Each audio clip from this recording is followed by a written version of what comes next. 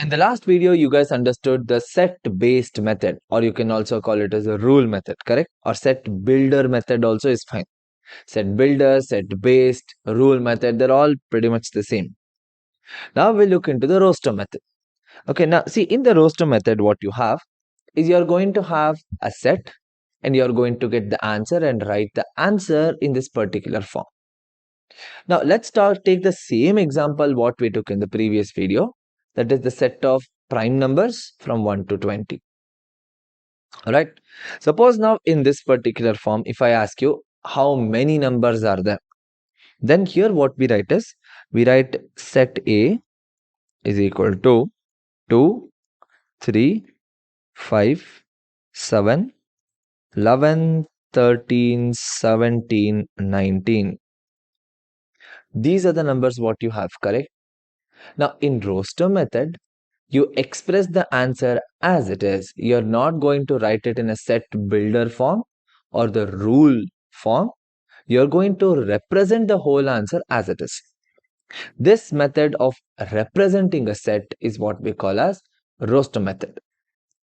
Okay, roster method. Now here, see, sometimes roster method is very useful because it gives the answer as it is. Sometimes it's not so useful because when I ask you find the multiples of, let's say I'll ask you a question, find all the multiples of 3 from 0 to 1000. You can't keep on writing all the values.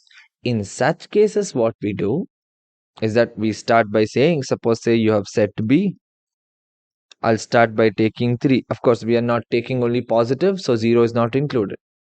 We can say 3, 6, 9, 12, so on and so forth till 999. Now we know that they're all multiples of 3 from 0 to 1000. Okay, this is another way of representing the roster method. So rule method is one type of representation.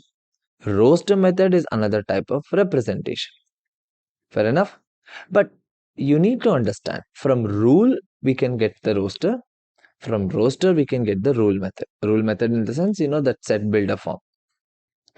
So one example or two examples I'll show you how do we get the roster method from rule method. Okay, now let's start with a simple example. Suppose, let's say I give you a question, or let's take an example. Okay, suppose the set is P is equal to X such that X is equal to K square plus 2K plus 1, where X is lesser than 10 and K belongs to set of integers. Fair enough, this is what we have. Now this is the set builder form, isn't it? I'm giving you a condition, I'm giving you a rule. From this rule, I'll ask you, what are the values of X? Fair enough, what are the values of X?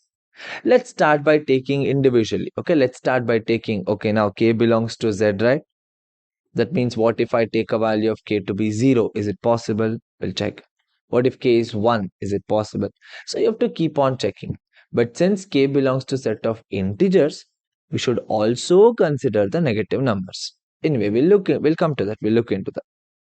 See here,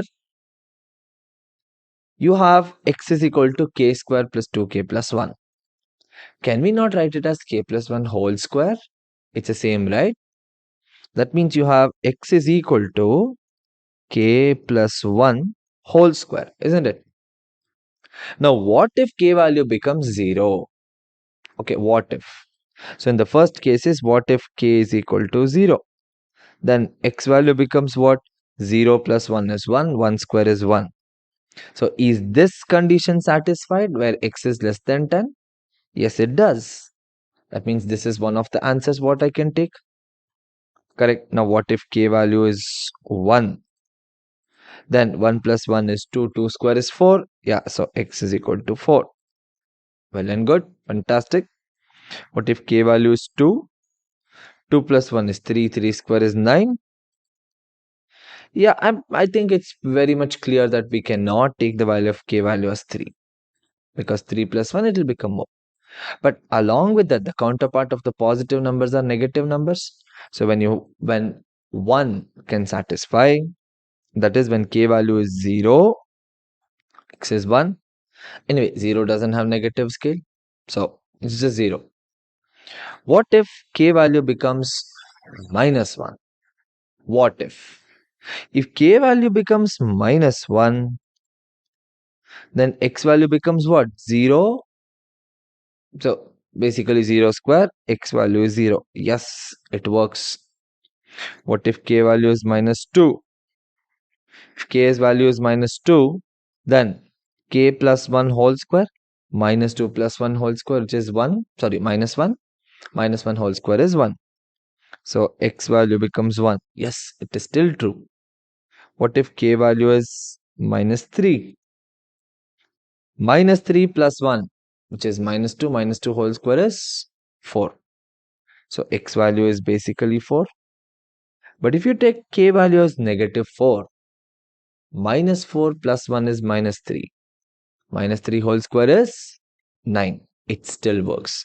That means k can take a value of minus 4. X value becomes 9. But I'm very sure that you guys will understand it cannot take a value of negative 5. It will be over 10, isn't it? Now, what are the values? See, we are looking at x such that x is what we are looking at, correct? Since we are looking at x, so p is equal to, what are the values of x here? We have 0, well and good. 1, 1 is here. Then 4, then 9.